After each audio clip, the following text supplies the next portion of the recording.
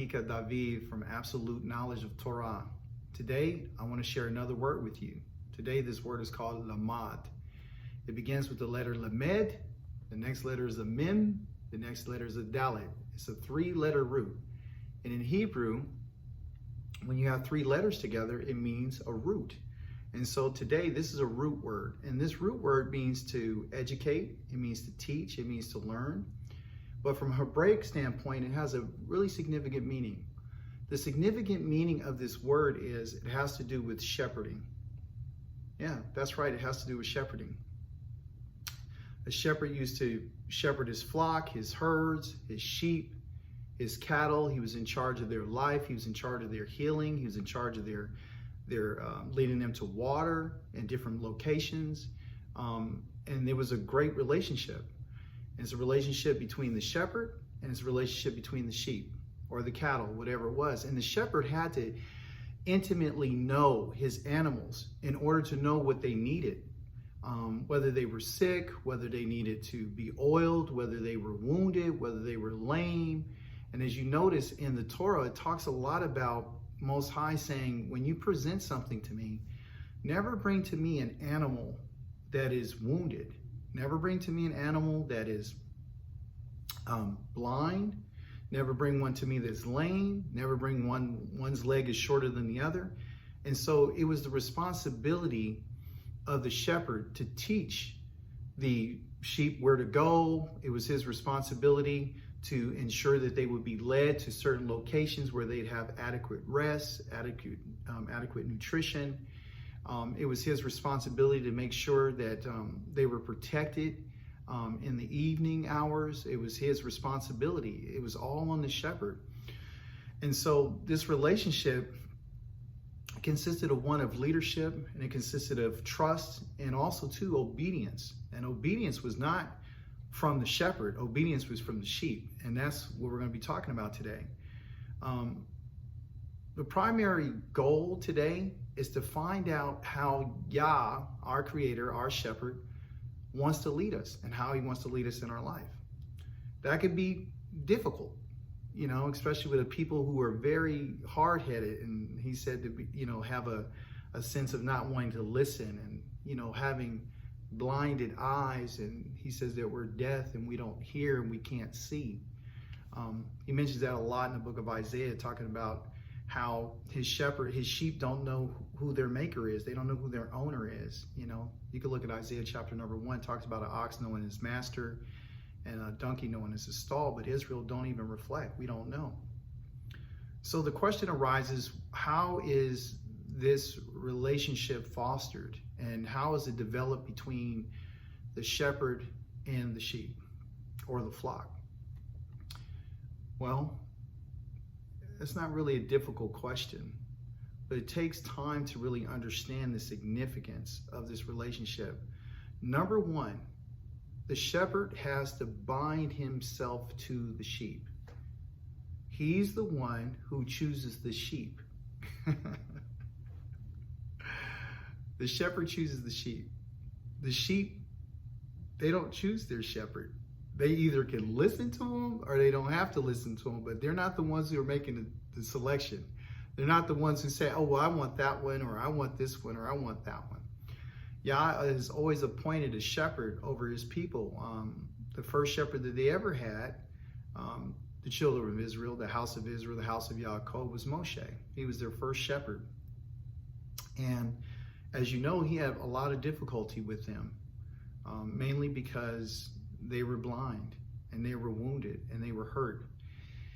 They were blinded and they were wounded and hurt because of how they were treated and what they were accustomed to. The last time we had a talk, we talked about how they were treated in the land of Mizraim and some of the things that they learned, and talked about them picking the judges, and who the rulers were over them. And so they weren't accustomed to having people treat them very fairly. And they weren't accustomed to taking instructions from someone who loved them. They were always used to hearing someone give them instruction who hated them. It's kind of like having a teacher or a parent who's always yelling at a child or a student.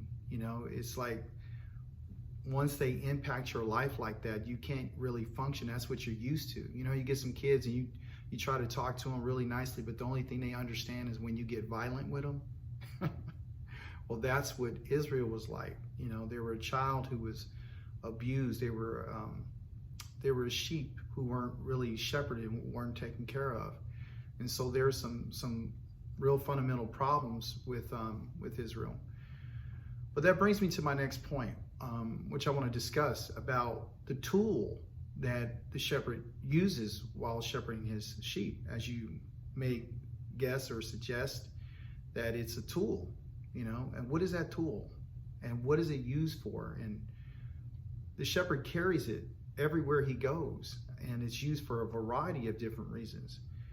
And you know, if you know anything about shepherding, that it's a staff. And that was one of the things that the Most High had put in the hand of Moshe, which is a staff.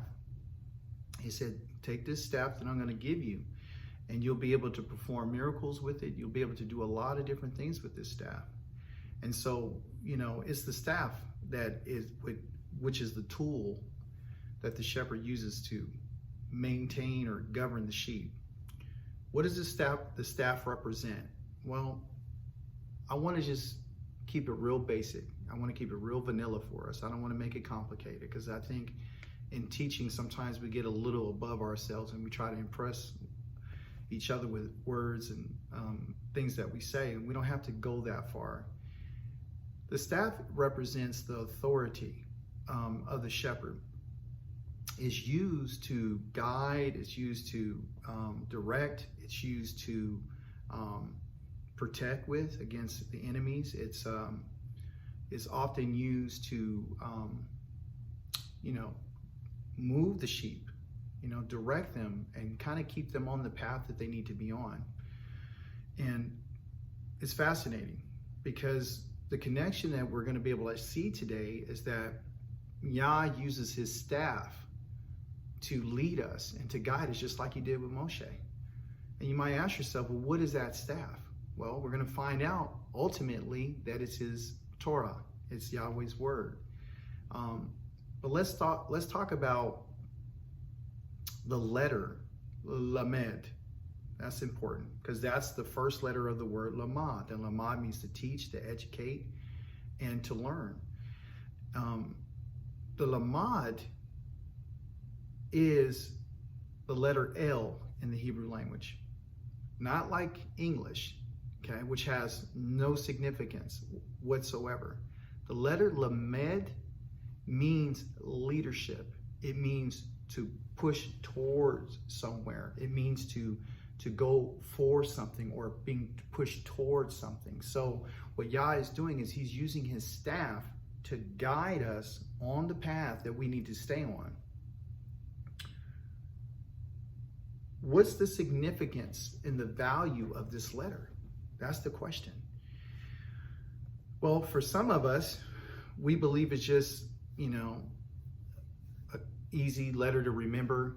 It could be, it should be, because the letter L has to do with learning. So Lamed, learning, is simple, it's easy, you'll remember that. But I believe the most important aspect of this letter, and also the language, is it helps us define what our culture is and what our language is. It tells us what the function is, okay? Our language and our culture help us to identify who we are as a people. And when that's taken away from us, it's very hard to distinguish where we're from or who we are. We lose our customs, we lose our traditions, we lose our way. So that's how important language is, and culture. And when we were exiled from the land of Israel, and we were brought across the four corners of the world, we lost a lot during that transition. We lost our customs, we lost our culture, we lost our traditions, we lost a lot. We sure did. And because of that, we've lost the ability to identify ourselves as the people of the Most High, We're having a hard time remembering because we have no reference point. Only thing we know is what we've been taught by other people, which is lamed. We've been being shepherded by other people. We've been also shepherded by a false shepherd. We've been shepherded by a false shepherd. Yeah, I said it. Okay? Look in Ezekiel chapter number 34. The Most High said, I've given you shepherds, but they didn't care about you. They didn't care about us at all. They lead us and pick places that we shouldn't go. They only care about themselves, you know. And I'm not going to badger a certain group or organization, because I told you this channel is not about badgering or abusing anyone. But we pretty much lost our way because of the leaders that we've had. Remember, the lamed is about leadership. It's being led. Leadership. That's the key word in leadership, is to lead. And if you have a leader who doesn't understand culture or language or customs or traditions, especially those of our ancestors, it can actually lead you in a wrong place. Yeah, it's difficult. It's actually scary. But we know that the Most High is the one who exiled us. Okay, so there's a purpose behind us being removed out of our land. The question is, why?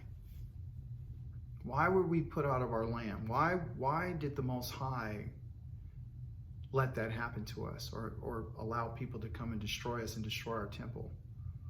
Well, you'll find in his words that the reason why is because we abandoned the Torah. We abandoned the instructions. We abandoned our shepherd. We left him. We didn't want anything to do with him, which is why we're here. So let me turn the teaching to another direction, because we already know, well, some of us do. A lot of us don't even understand why we're here. We think, you know, spiritually we just woke up. And, you know, it's always the spirit. It's never just based on knowledge, you know. But let me turn to something else. How does a shepherd, especially our Creator, how do you think he would bring about change in our lives if we're his sheep? How do you think he does that? Does he do it just by simply let things happen, or does he do it by or does it happen by osmosis, or, you know, what's the deal? What happens? Well, the Most High has a method in which he brings about change in our lives, and he has to find out areas that deal with the hurt. What hurts us? What are the wounds? What are our abilities as his sheep? What are the disabilities? What is it that some have and others don't? What are the capabilities? You know, can they see? Are they blind? Can they hear? That's the job of the shepherd. The sheep can't heal themselves. The sheep can't shepherd themselves. We need a shepherd, and we need a good shepherd. And the shepherd that we have is not the shepherd who claims to be the good shepherd. We have a shepherd that loves us so much, and I'm going to tell you who he is. You know, if you haven't figured it out yet, I'm going to tell you who he is. But this shepherd has to have insight into the lives of his flock or his sheep or his cattle in order to understand what it is that they need in order to get better, in order to be healed. He understands what it is that he needs to feed them, or he knows each one individually. We're all different. We're not alike. We're all different. We all have different characteristics. Some of us are dealing with some different issues. Some of us are quick. Some of us are fast. Some are smart. Some are not so smart. And that's okay, because at the end of the day, we're his sheep and he's our shepherd.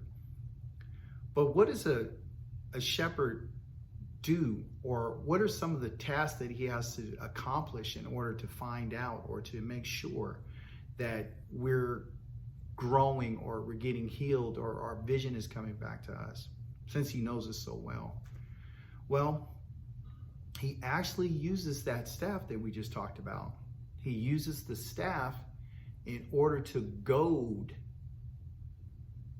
What does it mean to goad? It means to prod. It means to annoy. It means to stimulate. When you want something or someone to respond to you, the only way sometimes you can get that without them not listening to you, okay, is simply by goading them. Okay, goading is not necessarily a negative thing. It's actually required. If you really care about your sheep, you're going to goad them. You're going to press them and you're going to push them into the right direction. You're not going to beat them. You're not going to hit them over the head and make bust their head open. What you're going to do is you're going to apply pressure and you're going to prod them, just like you do with a horse or a dog, or even with our children. We're supposed to be trying to stimulate something in them so we can turn them in a different direction, you know. And so there's an action that has to happen, and the action that's taken against the sheep is one to cause a reaction. So the shepherd has to cause the sheep to take some type of action or have some type of reaction. And so the next question would be like, well, okay, well, what's the action or the reaction that the Creator is trying to get from us? What is he looking for? What is he, and why? Why is he looking for this? Why is he doing what he's doing in our lives? That's the question that we all have to ask ourselves. And it could be a little uncomfortable, but it is what it is. But if you've ever wondered why things happen in our lives, you know, like why are there health issues, or why are there problems in our marriage, or there are problems with our children, or we're having employment issues, or we're having financial issues or concerns, do you know that Yah is bringing those things about in order to goad us, in order to find out what's going on with us and how to lead us into a different pathway? He uses our circumstances in our life to talk to us. And as a sheep, we have to be able to hear and listen to the shepherd so we can follow the path that he's prescribed. I honestly believe that the Creator is really doing his very best in an attempt to let us know who is in control. Who's in control? Who's the shepherd and who's the sheep? Who has our best interest at heart? You know, who's looking to our good and looking to our development and looking to our fostering this relationship? Who's really trying to push us closer to him? Has it been the people that we've been listening to? Is it people in our family that will come to us and tell us that, let me go and be a mediator on your behalf to bring you closer to Yah? No one has our best interests at heart except for the Creator. And his way of communicating that I find in my life is that he uses whatever I go through, my trouble, to teach me that he's in control. He's in control of my life. He's in control of my health. Like right now, I have some health issues. I'll share that because I know some of you do. And he's been using this in order to show me, not punishing me. Okay? Let's don't get that twisted. Some people think when you get a health issue, it's because you've been disobedient. That's not true. Yah knows that the sheep that are in other lands that are not in their land are going to have issues. He even said it in Deuteronomy chapter number 28, that you're going to have some of the diseases and concerns, and you're going to have some of the problems. I'm going to put that on you while you're there to remind you and to let you know that you ain't really where you're supposed to be. Because if we were back home, the issues that I'm having right now, I wouldn't have. So if you have diabetes, I don't. But if you did have that, it's not because you're a bad person. It's simply to remind you that you're in the wrong location. You've been eating out of the wrong food here. You've been eating out of the wrong land. You've been drinking out of the wrong land. If you're one of the sheep that are locked up in prison, it's simply because you're in the wrong land. If you're not receiving any justice, it's because you're in the wrong land. Because there's no laws here to help you to get anything that you need. But he's trying to teach us that he's in charge. He's in charge. He's the leader. He's the instructor. He's the one who teaches. He's the one who heals. He's the one who hears, and he's the one who speaks. And our problem is that we don't listen. And we're blind too. What's his goal? What is the goal of every shepherd? I need somebody to tell me. What's the goal? The goal of every shepherd is to lead his sheep in the right direction. Now, I want to give you some homework. I know, a lot of channels don't do that, but I'm going to do it. I'm not going to read, scriptural text to you because I don't believe that's fair to you. I believe that you need to read it for yourself and ask God to give you understanding. Okay? One of the first books that I want you to read is in the book of Ezekiel. Okay? And in that book, chapter number 34, he's going to tell you who the shepherd is. So if you had any confusion, I don't want to answer the question for you. How about that? That's not a good teacher. A teacher challenges his students or her students and lets them investigate and let them examine things for themselves and look at the information so they can take it in, so they can get some absolute knowledge for themselves. Look at the book of Ezekiel, chapter number 34. He will tell you who the shepherd is. And he's going to tell you who he's going to put over us when we get back home. So look at the timeline, what happened, what's going on, and where are we right now? And then you put 2 and 2 together. If you do basic math, you'll end up with 4 every time. But there's something special about chapter number 36 of that same book. In chapter number 36, Yah gives us the answer to the goal of the shepherd. And he's going to tell you what the goals are. Now, of course, I did say that I wouldn't give you the answers, but I do believe I have to motivate you. I got to prod you, okay? So what I'm going to do right now is I'm going to prod you. And I'm going to kind of, I don't know if I'm annoying you, but I'm going to kind of stick this shepherd staff on you to kind of provoke you to get moving, okay?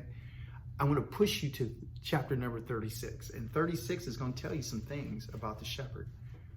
Everything he's going to do for you. I'm going to name, I think, 8 of them. Okay. So number 1, what he's going to do, he says, I'm going to gather you. Okay. Simple. After I gather you, I'm going to return you back to your own soil. I'm going to sprinkle you with clean water. I'm going to cleanse you from your idols. So you won't be talking about any other person. You won't be mentioning the name or names of any other shepherd because he's going to take that out of your mouth when you get there because he's going to cleanse you from all those idols. He also says, I'm going to give you a new heart. Well, what's wrong with the heart I have right now? Obviously, there's a problem because the shepherd says, I'm going to give you a new heart.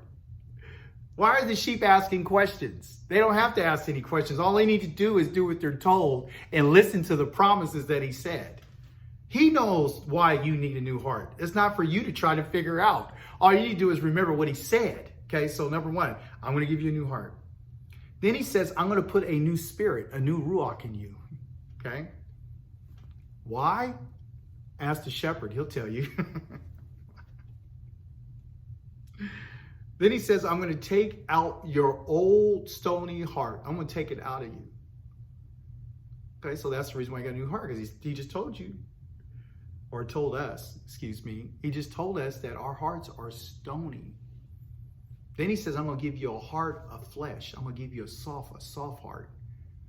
Why? Why is he going to give us a soft heart? And he's going to tell you why. He's going to tell you that because he says, after I give you a soft heart, and after I go through and I do this for you, I'm going to give you my spirit.